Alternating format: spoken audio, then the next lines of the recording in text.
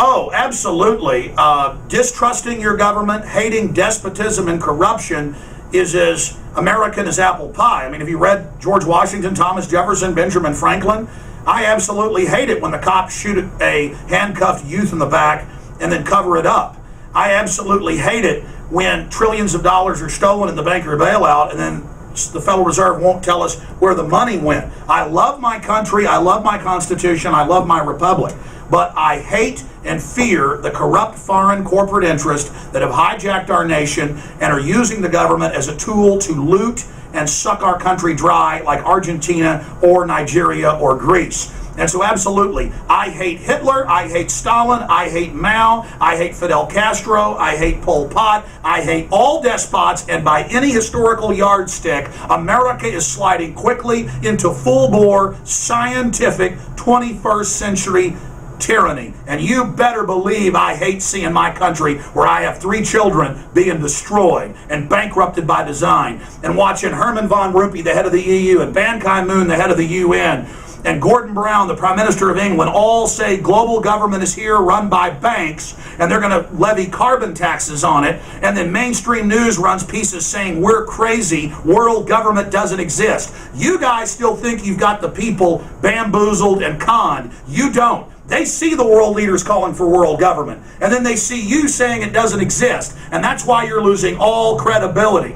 So keep pushing it, because the American people are awake. CNN and Fox and MSNBC and all of you who sit there on the perches of the false left-right paradigm with this false debate going on where you try to sucker people in to your false reality. It's over. The people are awake, and the New World Order needs to back off and realize they should cut their losses now, because the awakening is on.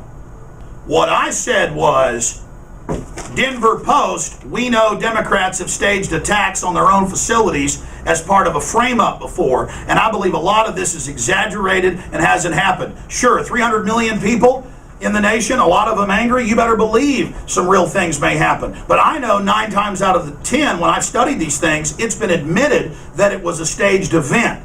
So again, my rhetoric is the truth and is waking people up. Justice be done, may the heavens fall. Okay? That's like criticizing people in Germany that were criticizing Hitler, saying, are you causing the brown shirts to go out and beat people up? There's a lot more government violence and IRS thugs coming with guns to take people's houses than there are people throwing bricks through windows, and most of that's probably staged. Well, I was told by some of your producers that this piece is also about, why are congressmen coming on my show?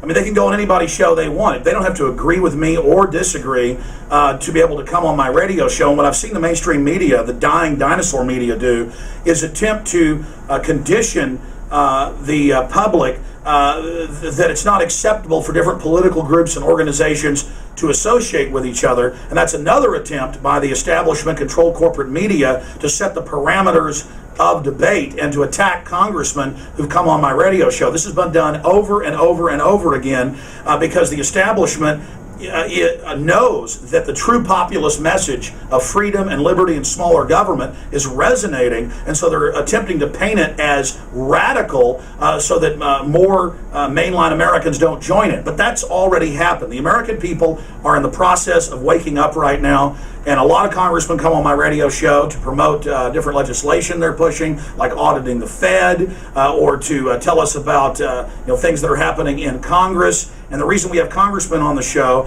is so that they can give us an inside view on what's happening in the Capitol. Same reason you interview congressmen. Well, that's a ridiculous oversimplification. There are probably 15 or 20 members of the Congress that I do support who are constitutionalists. I'm not opposed to all government. I'm not an anarchist. And I've had Congress men and women on who I disagree with.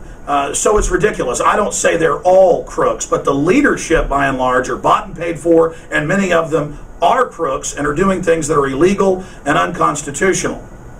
You bet, guys. Take care of yourselves. And let me just add one more thing. I dare you to put this on television. I want to say hi to the little blue blood Aster Anderson Cooper, and I want to say hi. He admittedly was CIA. And I want to ask Anderson, hey, cover why CNN and BBC reported Building 7 fell 25 minutes before it fell with total precision. Oh, you guys announced that little script a little early, didn't you?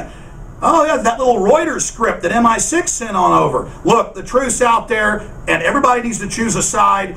Are you going to be on the side of the murdering military-industrial complex, or are you going to be on the side of the American people? If the government of this country lied to kill over 1 million Iraqis with fake WMDs, do any of us think that any of our lives mean a rat's behind to this establishment? This is real tyranny. We're in trouble. I'm sounding the alarm, just like 1775, 1776. If the redcoats come marching down the road and open fire on the American people, it's their right to defend themselves. But I'm not calling for any offensive actions. I'm calling, like Malcolm X did, for people to be able to protect themselves in this country from scum at CNN.